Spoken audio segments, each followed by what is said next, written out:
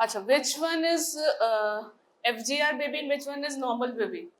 This one is FGR baby or IGR baby and this one is normal weight baby. So what is IUGR? IUGR is a pathological restriction of the genetic growth potential. There are two terms which is sometimes used simultaneously or confused. One is SGA, small for gestational age, and one is FGR. I will tell you both of those later on. But the FGR definition is pathological restriction. There is some problem with the pathology of the growth. Pathological restriction of the genetic growth potential. FGR refers to a fetus that has failed to achieve its genetically determined growth potential. Abnormal growth is there with or without abnormal uterine or umbilical artery Doppler. There is arrest of growth or shift in its rate measured longitudinally, at least two measurements 3 weeks apart. So the next term is SGA, small for gestation age. What is SGA? It is defined as a fetus with an estimated fetal, silence please. SGA is defined as a fetus with an estimated fetal weight. Why it is estimated fetal weight, not birth weight? Why I have not written birth weight? Huh? Why it is written estimated fetal weight, not birth weight? Can anyone tell? It's very easy. How you estimating the fetus? Are you able to weigh the fetus directly? Huh? No. Obviously, you are using USG or ultrasound to estimate the fetal weight. It is not the exact birth weight. That's why it is written as estimated fetal weight. So, if estimated fetal weight is less than 10th percentile of the gestational age, it is known as SGA. If it is less than 3rd centile, that is severe SGA. 50 to 70% of SGA fetuses are constitutionally small with fetal growth appropriate for the maternal size and ethnicity. So, here you can see this graph.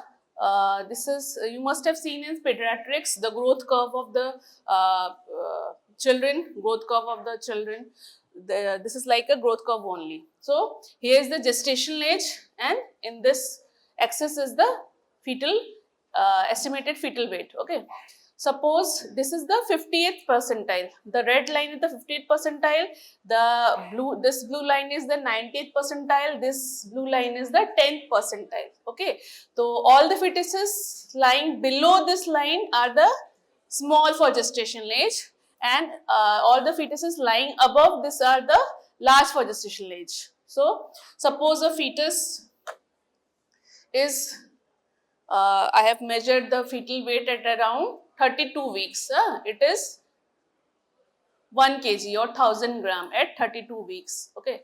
So, this is coming as a SGA. But to estimate that it is SGA or fetal growth restricted, this is not, I can't tell just by a single reading. I will again measure the fetal weight after 2 to 3 weeks. Suppose I have measured it around 36 weeks. 32 weeks was 1 kg, around 36 weeks I have again measured it and it comes around say 1.4 kg. Okay. So, it is coming around 1.4 kg. So, it is following a curve. If it is following this curve, it is growing in this 10th percentile, then I can say that it is SGA. Okay. But if at around 36 weeks, the weight remains the same, 1 kg only, so that is some pathological restriction. So that will be called as FGR. Okay, there is a pathological restriction. But there is, if the growth is following a curve and it is growing with time and the fetal weight is increasing with time, that will come under SGA. So that's the main difference between SGA and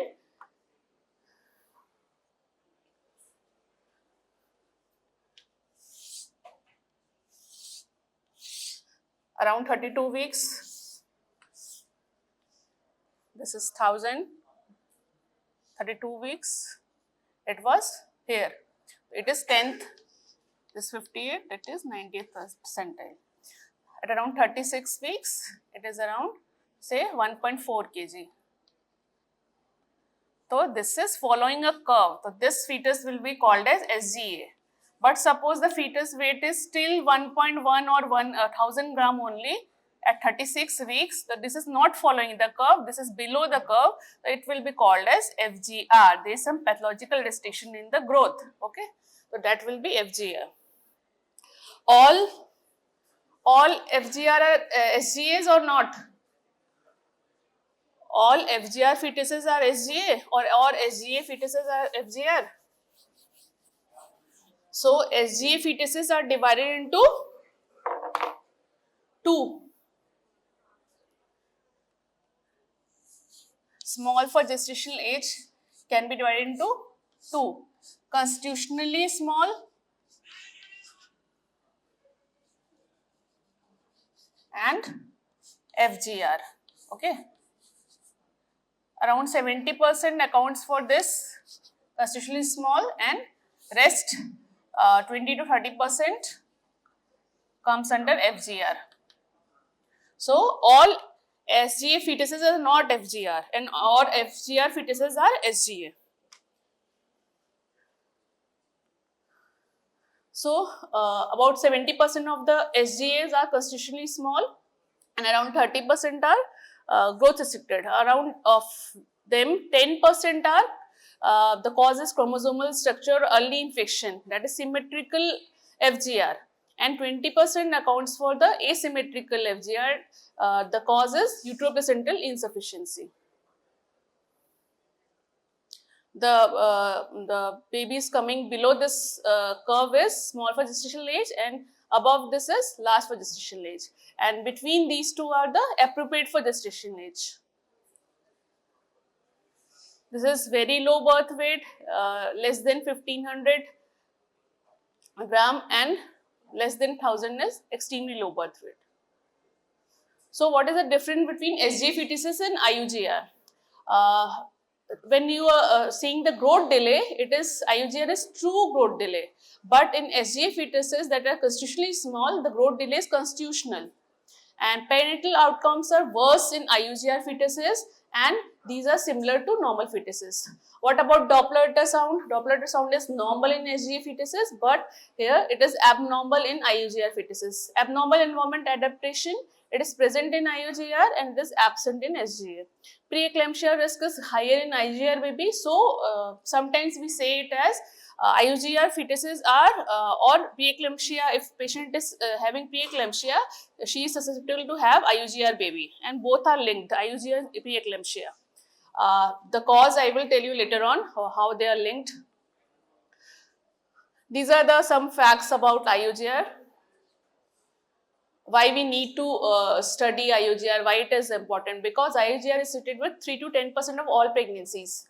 Around 20% of all stillbirth are IUGR, due to IUGR. Okay, incidence of intrapartum asphyxia is in cases of IUGR has been about 50%. So early and proper identification management lowers this perinatal mortality and morbidity. If we identify the IUGR early on, then we can manage the case and we can deliver the baby early on, and we can save the baby.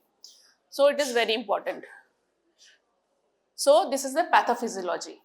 This is a case of normal pregnancy where normal trophoblastic invasion occurs and dilatation of the spinal arterioles occurs, or remodeling of the spinal arterioles occurs in the normal pregnancy. Normal dilatation of the artery by means of loss of elastic vascular media, and this is a case of preeclampsia or FGR fetus. Okay, there is abnormal invasion and remodeling that impedes the development of resistance flow. This is the normal. For normal pregnancy, we require low pressure, high blood flow, because the fetus requires blood, fetus requires the nutrients. So in normal pregnancy, there is low pressure and high blood flow.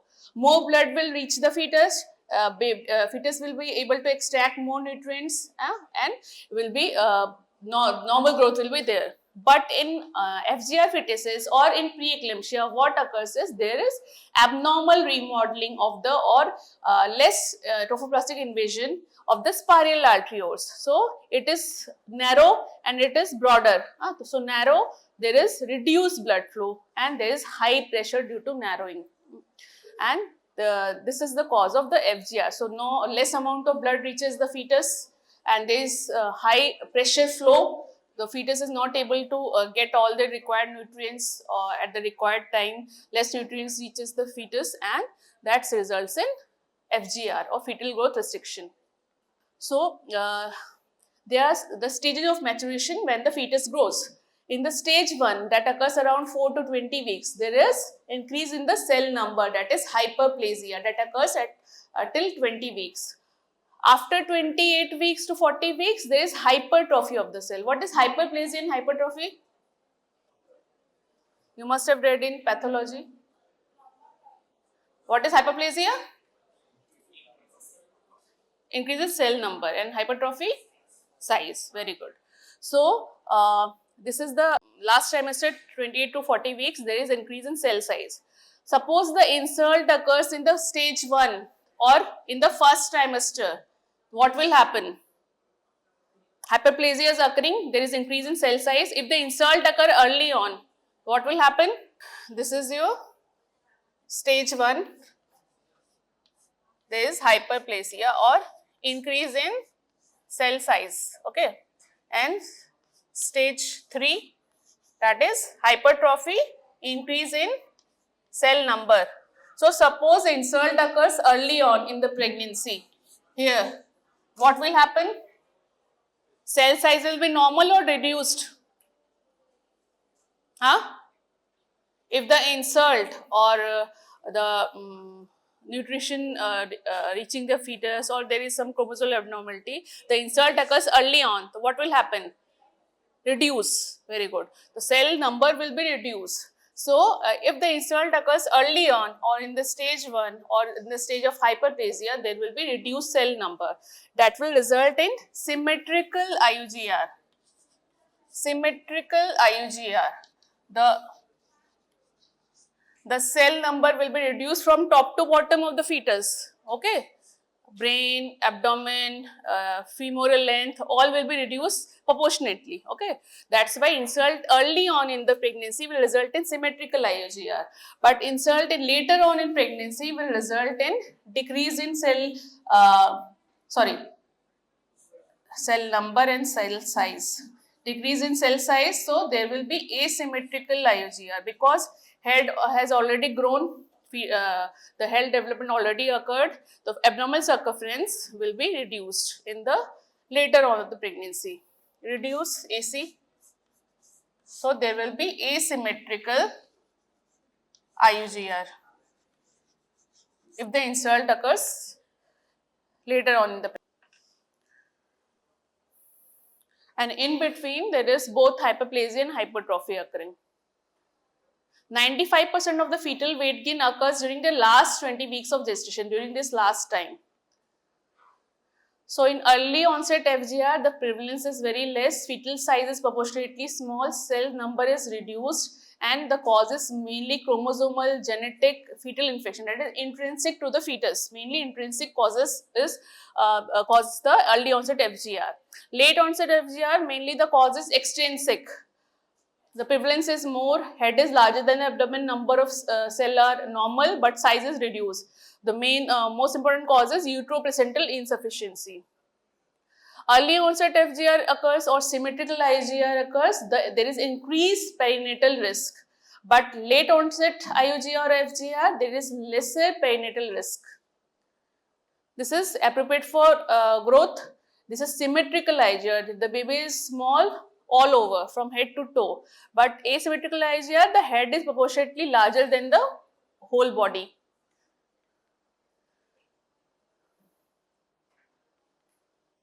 So what are the causes?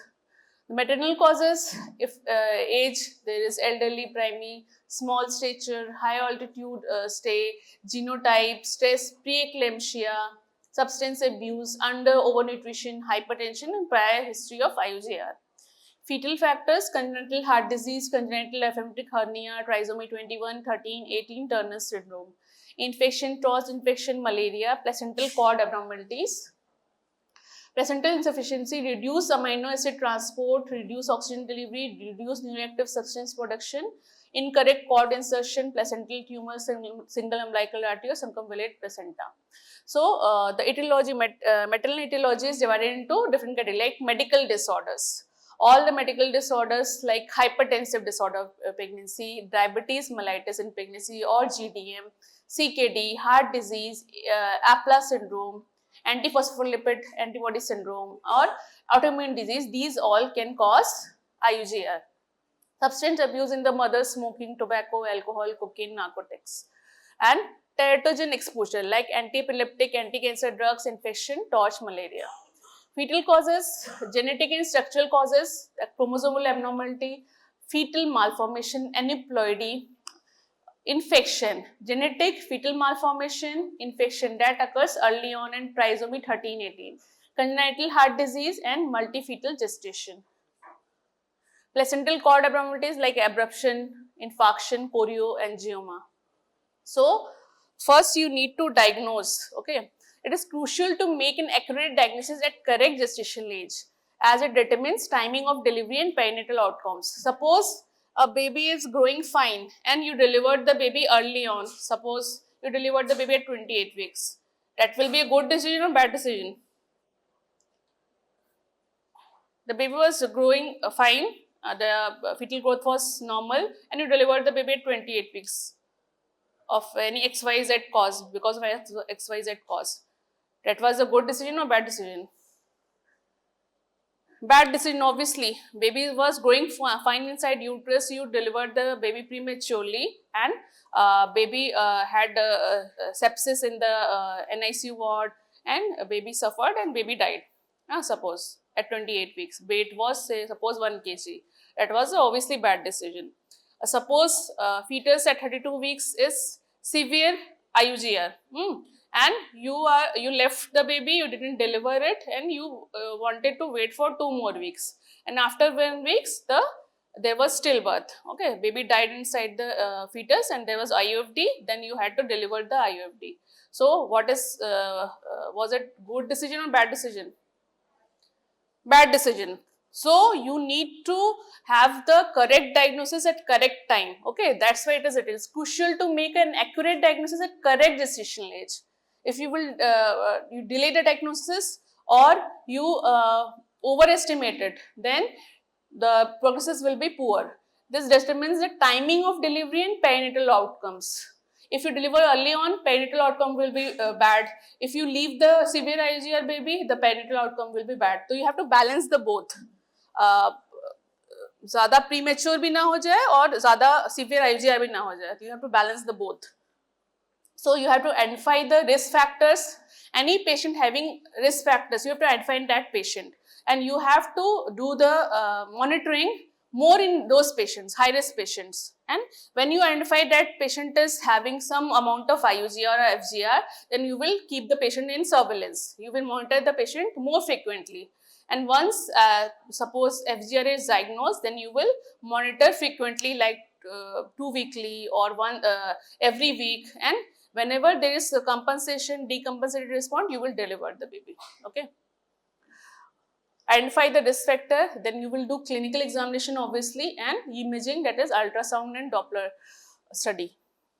Identification of the risk factors, all the previous history, suppose the patient has history of previous SGA, history of previous stillbirth, history of previous preeclampsia, and this pregnancy interval is more. Suppose a patient conceived after 10 to 14 years, so it will be like primary only, primary gravida only. If the gap is more, so there is risk of IUGR if the pregnancy interval is more. Identification of the other risk factors like maternal medical illness, chronic hypertension, diabetes, any vascular disease in the mother, renal disease in the mother, APLA syndrome. Current pregnancy, this was the medical illness, and this is the current pregnancy complication. Suppose in current pregnancy she had threatened miscarriage in the first trimester, that is a high risk case. she has preeclampsia in this pregnancy, she has unexplained APH, and there is low birth weight. Clinically, now when you have done all the history, taken all the history, ruled out all the high risk factors, then you will come on to the clinical examination. That is very important because the patient first comes to you in the OPD only. So in OPD, you have to do the clinical examination. You have to judge it is the growth is matching with the gestational age or not. Suppose you have any doubt, you will advise for the USG, or suppose you see there is a gap of 2 weeks or 3 weeks or 4 weeks discrepancy between the gestational age that you have calculated and the present fundal height, this discrepancy, then you will have some doubt and then you will advise the USG, okay, and the diagnosis will be confirmed in the USG. Any history of leaking, fetal movement, check for fetal heart sound and fetal presentation. How you will confirm the date? Obviously, you will ask for LMP. Suppose there is wrong LMP, then you will calculate gestational age by the first trimester scan. You will identify the discrepancy in the fundal height by measuring the symphysis fundal height. If the discrepancy between gestational age fundal height is more than 3 weeks, 3 to 4 weeks, that is FGR. Now coming on to the imaging. In imaging, you see the BPD, HC, AC, FL or effective estimated fetal weight. If there is lack of 3 to 4 weeks, that is IOGR. What is BPD? Very good. What is SC? Very good. What is AC? Why it is most sensitive? What is FL? FL? Femoral length. So this is the BPD. This is the head circumference. This is the BPD from here to here. The whole is the head circumference. This is the femoral length. This is not that clear in the PPT. And this is the abdominal circumference. Now, after USG, normally we do the umbilical artery color Doppler, where we see the SD ratio and we see the AFI. What is AFI? Amniotic fluid index. And we do the serial measurement interval growth. Suppose you measured at 30 weeks, then you will again measure at 34 weeks. That is the serial growth is there or not, there is interval growth is there or not. If there is severe SG at 18 to 20 weeks, detailed anatomical survey plus uterine artery Doppler is advised. Structural anomalies, if present, you will do the karyotyping and TORCH screening. This is for the early trimester, okay. If in early on the pregnancy there is severe SGA, obviously you will see for the intrinsic cause, you will see for the any congenital anomaly present or not. If say the AC is less than 2.5 to 10 percentile, then you will do anatomical survey and amniotic fluid volume. If fetal anomaly is there or polyabdominosis is there, you will look for aneuploidy, you look for syndromes and you will look for viral infection.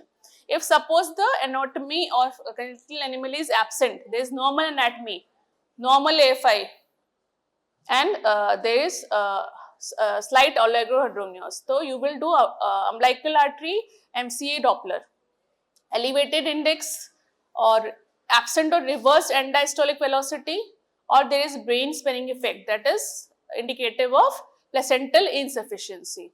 If both are normal, then you will see the CPR ratio. If it is decreased, then you will diagnose the placental insufficiency. If everything is normal, you will repeat the examination after 2 weeks. If it is normal, then that is constitutionally small. Now coming to the Doppler study. In Doppler waveform, there are two important things. This is the systolic velocity, S is the systolic velocity and this is the diastolic velocity, okay. The lower part is the diastolic velocity and this part is systolic velocity. This is the non-invasive tool for evaluating vascular resistance in vessels, and by measuring this we can estimate the timing of delivery, we can look for prognosis. Now coming on to the first, that is abnormal umbilical artery color Doppler. Blood flowing through the umbilical arteries, what is the direction of flow in umbilical artery? The blood is flowing from fetus to mother. So, when the blood is flowing, is there any resistance the blood is facing or not? Okay, if there is any resistance, that means placental circulation is not normal, or the spiral arterios invasion is not normal. Okay, so you look for abnormal umbilical artery Doppler. First thing you look for is umbilical artery Doppler. So, blood flowing through the umbilical arteries originates from the fetus and enters the placenta. The blood flow or through the arteries is dependent upon the strength of the fetal heart contraction, how the fetal heart is contracted in pushing the blood through the placenta, and the health of the placenta. How is the placenta? Okay. Blood returning from placenta goes through the umbilical vein to the fetus. Doppler principle is based on the changes in the sound waves related to the flow velocity of the blood traveling through these vessels. The umbilical arterial waveform usually has a sawtooth pattern and its flow is always in the forward direction.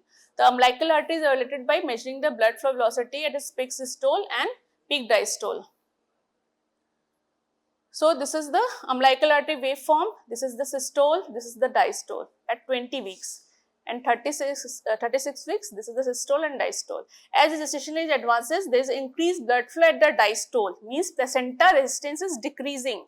The diastolic blood flow, then when the heart is in rest. Okay, so the blood flow, if the diastole blood flow is increasing, that means placenta resistance is decreasing. Heart is same, placenta resistance is decreasing, that is the more blood is flowing through the placenta. As the gestation age advances, the blood flow at diastole increases.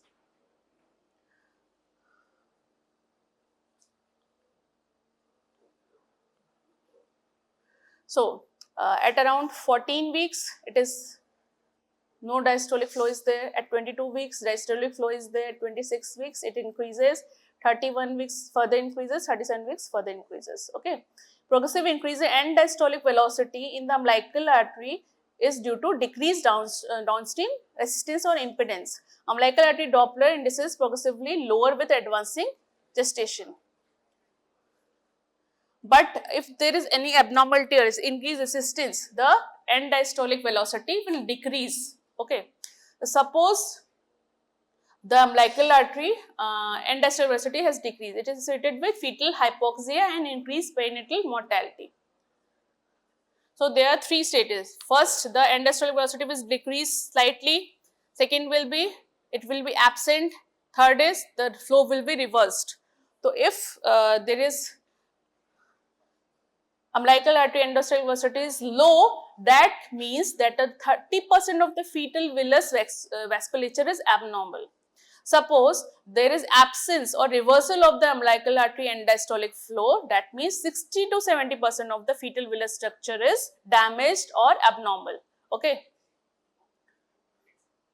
So, here it is low, the end diastolic velocity is low, and here it is reversed. Okay.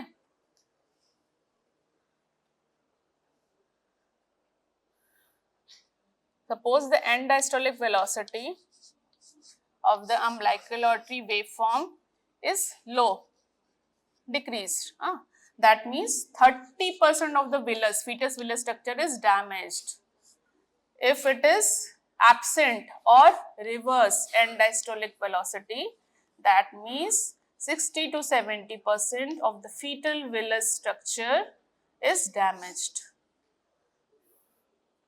So, which is worse, low or absent? Which is worse? Low end diastolic velocity or reverse?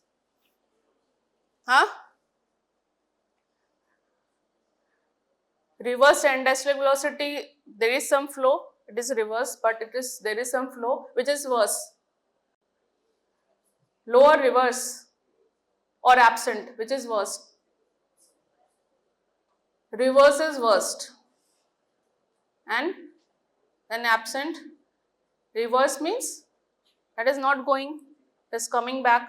Okay, that is worst. So, you have to deliver the baby in emergency section, okay, or emergency delivery. You have to terminate the delivery or pregnancy. This is the normal velocity waveform, and here there is diastolic approaching 0. It is absent end diastolic velocity. Here there is reversal of end diastolic velocity. Now coming on to the uterine aortic Doppler. Uterine aortic Doppler is normally done at 24 weeks. Okay. It is a marker of defective remodeling of spiral arteries with consequent placental hyperperfusion associated impaired fetal growth. It has low positive predictive value. Here it is normal impedance to flow of the uterine arteries in the first trimester. Here normal impedance to flow of uterine arteries in the early trimester, in early second trimester, and in the second and third trimester. Here this is normal uterine artery waveform. This is the systole, this is the diastole. And here high resistance. What happens at high resistance? There is a notching, early diastolic notch. Here there is no notching, here there is notching. And the poor diastolic flow is less than normal, is very low. And this characteristic early diastolic notch. If early diastolic notch is present at 24 to 26 weeks, that is indicative of there can be FGR later on. Okay, so you have to monitor that pregnancy frequently. Here there is notching and reduced diastolic flow, and there is slight notching. Now coming on to the MCA Doppler. What happens in the, have you heard of brain sparing effect? Suppose blood flow has decreased. So fetus will start save her the vital organs. What are the vital organs? Brain, heart, adrenals, and the blood supply to all other organs like liver, your intestine, your limbs will decrease. So that is brain sparing effect. Mainly the fetus wants to save the brain. Okay, so all the blood flow will be diverted to the brain. So MCA blood flow will increase, resistance in the MCA will decrease and blood flow will increase if there is FGR. So FGR, if fetal hypoxemia is there, central redistribution of blood flow occurs. Increased blood flow to the brain, heart, adrenals, reduction in the flow to the peripheral circulation, increased end diastolic flow velocity of the MCA. MCA Doppler waveform obtained from proximal portion of the vessel immediately near the circle of Willis. Where we measure? Near the circle of Willis. Here you measure it. So there is reduced CPR ratio. Okay. What is cerebroplacental ratio? When you are seeing the waveforms, you will measure the CPR, cerebroplacental ratio, that is MCA pulsatility index divided by umbilical artery pulsatility index. If it increases and it decreases, that means it is more than 1. Waveforms. Ductus venosus flow pattern directly reflects the pressure changes within the right atrium. Absent or reverse flow during the arterial systole in the ductus venosus suggests a high risk of the fetal death within 1 week. It is the most important. Suppose umbilical artery end diastolic velocity has decreased or absent. But if ductus venosus waveform is normal, then you can wait a little bit more. Okay. But if it is abnormal or there is absence of A wave, then you have to do the termination of the pregnancy. So how the response occurs? There is decrease in umbilical artery venous volume and liver size. AC lag is there. This is the first sign. Then increased umbilical artery Doppler resistance is there. Flow distribution occurs to the MCA and compensatory vasodilatation. There is decreased amniotic fluid and diastolic flow velocity in umbilical artery is absent. Loss of fetal movement and variability. After the absence of the end diastolic flow, then the loss of fetal movement occurs. Okay, already damage has started. There is reversal of the end diastolic flow in the umbilical artery. Then the ductus venosus A waves becomes absent or reversal is there. So this is the last sign. Okay, and biophysical profile decline, non-reactive NST, late deceleration, fetal circulatory collapse and death. So these are the last signs. Okay. So when you are able to see the late deceleration, prolonged late deceleration, CTG or NST, though there is already much delay has occurred. Okay, all our damage has started already. Okay, so this is the last thing you are going to see. Fetal circulatory collapse and death occurs after this. So this is the last thing occurs in the Doppler, ductus venosus, A wave absent or reversal. And what occurs in the CTG? Late deceleration. And last is the fetal circulatory collapse and death. If there is acute acute injury, advanced hypoxia acidosis, serious injury, the ductus venosus PI will be more, and there is ductus venosus reversal of the flow. And CTG deceleration will be the last finding. That means that you have to be very fast in the termination of pregnancy. Okay, you only have 7 to 10 days. This is acute prognostic marker. These are the prognostic marker, how the baby will survive. Okay, these are the prognostic marker of the survival of the fetus. These are the acute. If these findings are happening, that means 90% damage has occurred. Now you have to be fast before the death of the baby. Okay, you can save the baby.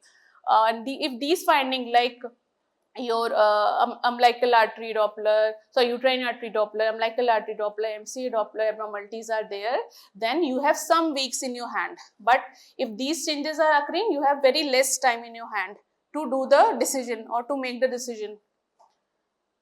How you will manage? You have to identify the cause of the growth restriction, you have to treat the cause, then treat the patient or do the general management. How you will do the management? If umbilical artery Doppler is abnormal or estimated fetal weight is less than 3rd centile, then you will do the monitoring frequently. Antepartum monitoring you will do, you will give the medical therapy, and you will decide when to terminate the fetus or pregnancy. Antepartum monitoring, what you can do, you can ask the patient to do the daily fetal movement count, you will do the NST, you will measure the amniotic fluid volume, biophysical profile score, fetal biometry. I have already told you the fetal biometry parameters, BPD, HC, AC, and fetal Doppler studies I have already told. What is biophysical profile? What comes under biophysical profile? 5 things come under biophysical profile. First is fetal breathing, biophysical profile. Fetal breathing. Second is fetal movement. Then fetal muscle tone. Okay. Then the AFI and your NST. These are the 5 things that's come under biophysical profile. So you will measure the biophysical profile score. Medical therapy, mainly bed rest, aspirin you can give, low dose aspirin should be recommended to women with a previous history of placental insufficiency or history of preeclampsia, including history of IUGR. It should be initiated between 12 to 16 weeks. Why?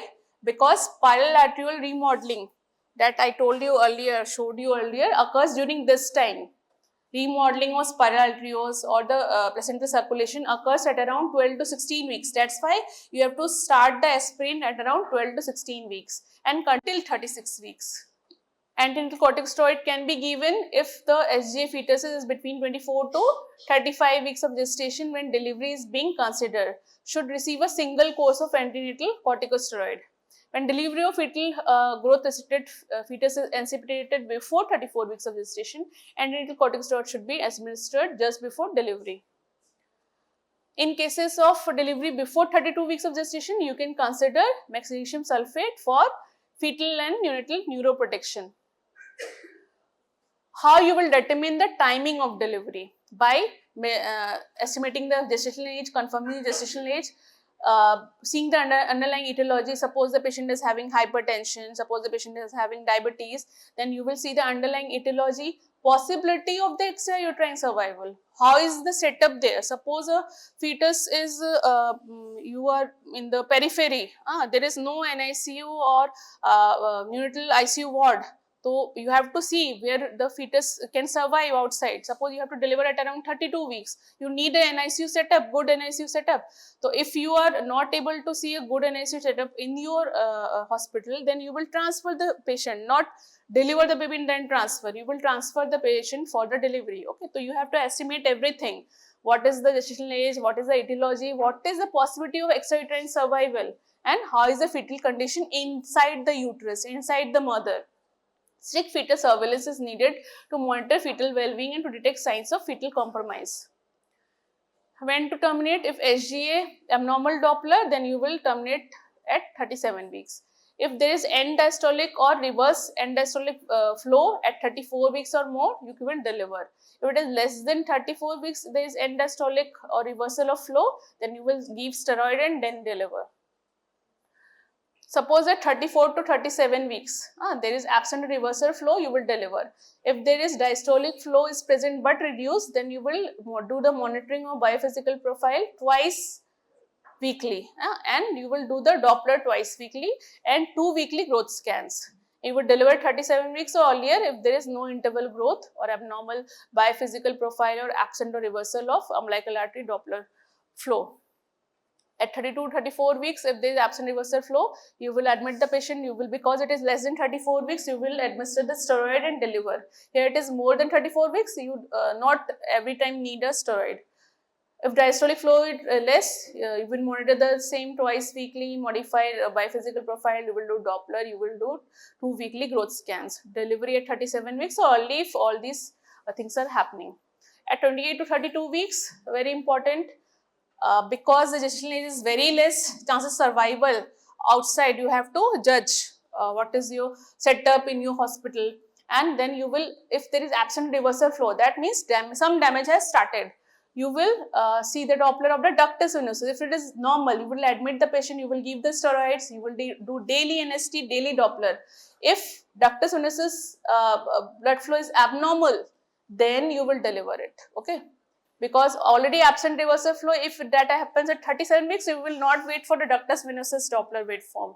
If it is less than 32 weeks, then to decide the delivery, because it is very crucial when you are going to deliver the baby, if you are delivering at 28 weeks and baby didn't survive outside, what is the use of delivering the baby? So, you have to judge by measuring the ductus venosus waveform.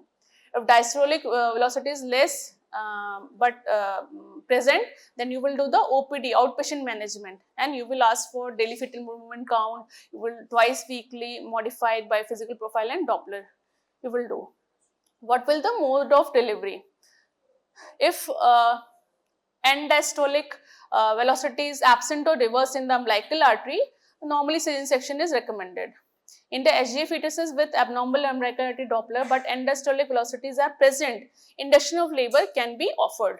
But rates of emergency cesarean section are increased and continuous fetal heart monitoring is recommended from the onset of uterine contraction. What are the complications? These are the fetal complications. Neonatal complication, hypothermia, hypoglycemia, hypocalcemia, polycythemia, sepsis, coagulopathy, hepatocellular dysfunction, respiratory distress syndrome, necrotic enterocolitis, intraventricular hemorrhage, and intrapartum. What can happen? Abnormal fetal status, abnormal fetal heart racing, that is abnormal CTG, asphyxia can occur, emergency cesarean section rate is increased, need for active neonatal resuscitation is increased, and perinatal stroke can occur. Antepartum, if the patient is antepartum and there is IUGR or severe IUGR, stillbirth can occur in 20% of the cases. Iatrogenic prematurity, if you deliver very early on, then iatrogenic prematurity can occur, abruption and perinatal stroke.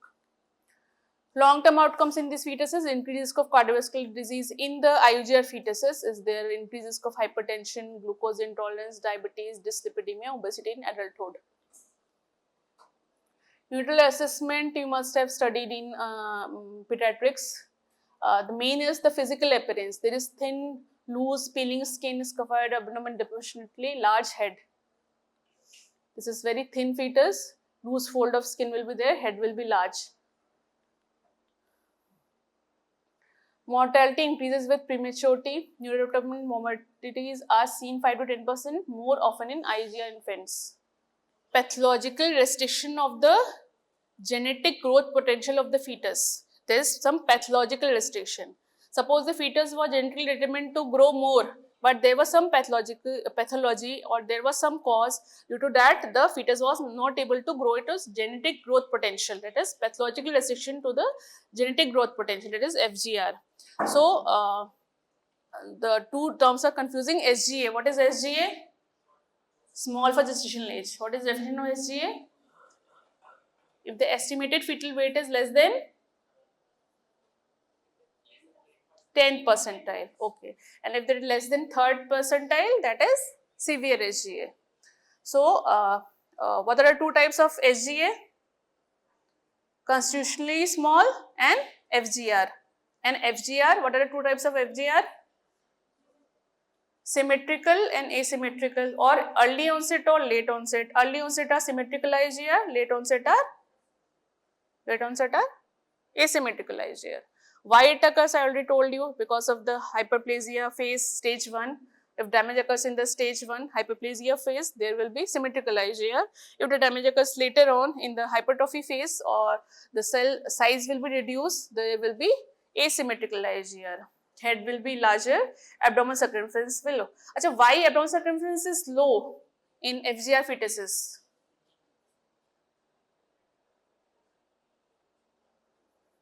FL can be also low. Why only AC is important? FL is only also important, but AC is more important. Why?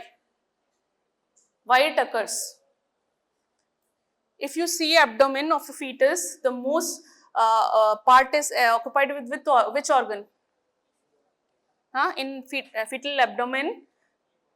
Liver, yes. There is reduced size of liver, reduced blood supply to the fetus, the reduced size of liver. Due to reduced size of liver, AC is decreased. Abdominal circumference is decreased. Liver occupies the majority of the part of the fetus. It is reduced in size, so AC is reduced. AC is reduced. So, if you see any discrepancy between the BPD, AC and FL, if there is discrepancy is more than 2 weeks, you have to be cautious. If BPD is showing suppose 34 weeks and FL is showing 33 weeks, AC is showing suppose 31 weeks. So, there is gap of between BPD and AC, there is gap of 3 weeks. So, you have to be cautious. You have to do frequent monitoring of that patient, okay. And then you have to, when patient comes to you in the OPD, suppose you are obviously, you will be able to see the patient in the OPD. So, first you will take the history. Was there any high risk history, previous SGA, previous preeclampsia, previous IUGR, how was the any congenitally abnormal fetus was there in the previous pregnancy?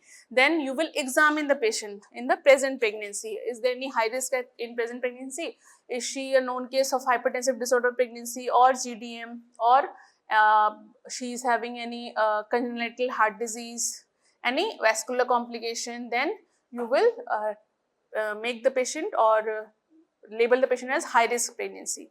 Then in high risk patient, you will monitor early on, start the monitoring early on, suppose 32 weeks. Then if you found any sign of FGR or IUGR, you will monitor the patient frequently. How you will monitor the patient? You will do ultrasound obviously, and what additional thing you will do? You will do Doppler study. Which Doppler study is very important? In early on 24-26 weeks, if high risk cases there, suppose she is already known case of hypertensive disorder pregnancy, so you will do uterine artery Doppler at 24-26 weeks. If there is an abnormality, then you will label the patient at high risk and you will monitor that patient frequently. Suppose that was normal and you monitor the patient at 32 weeks, then you will do the umbilical artery Doppler and MCA Doppler and ductus venosus Doppler. Main important is first is umbilical artery Doppler. If umbilical artery Doppler abnormality is there, then you look for MCA and ductus venosus. Okay.